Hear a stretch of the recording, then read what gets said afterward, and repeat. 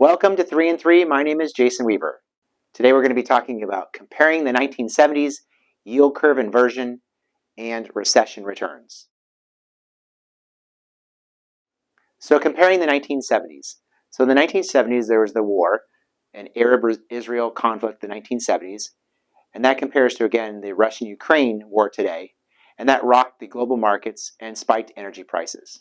We also had accelerating inflation due to excessive money printing and government spending, and we had growth stock valuations coming down while value stocks outperformed. And after the Fed pivoted and that inflation shock in 1973 and 74, small caps outperformed going forward. This chart basically is showing us that small caps were the standout winner after the Fed pivoted after the inflation shock of 1973 and 1974. And you can see small caps produce a 35% return, followed by value stocks, real estate, and then growth lagged as we came out of that actual Fed pivot.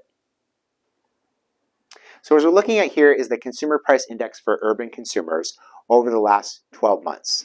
And you can see in 1974, inflation peaked at 12.3%. In the 1980s, it peaked at 14.8%.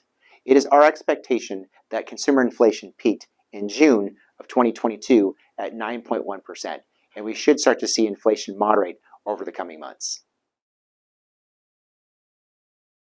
Yield curve inversion. So the 2 and 10-year Treasury yield spread fell to its lowest level since 1981.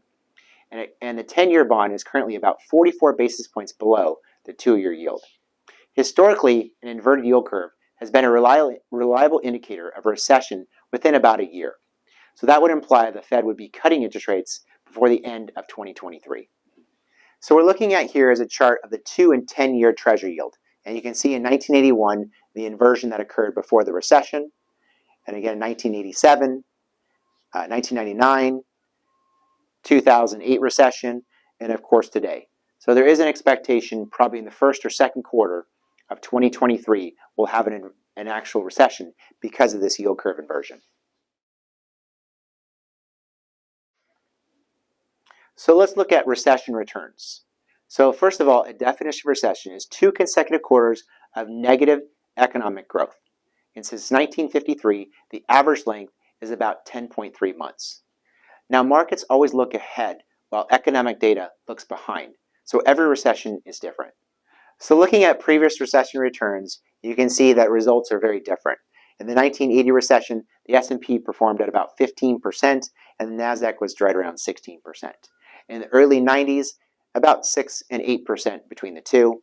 In the early 2000s, you can see about 4 and 4% for the NASDAQ also. Now the Great Recession, of course, because of the depth of recession and the economic loss to actually people's jobs, we had an S&P down 37% and a NASDAQ down about 31%. So we'll see what happens next year if we do get the recession. But we're expecting a pretty mild recession, nothing like the Great Recession of 2008. Thank you for joining us for 3 and 3.